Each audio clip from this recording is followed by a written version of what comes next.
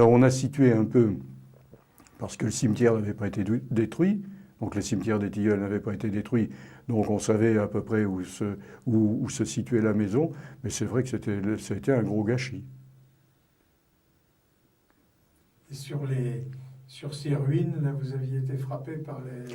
Ah oui, c'est vrai qu'il y avait cette chose qui était tout à fait bizarre, c'est-à-dire que des gens sont restés ensevelis sous le bombardement, et à l'endroit présumé où, en dégageant les décombres, on risquait de trouver un corps, il avait été posé des croix.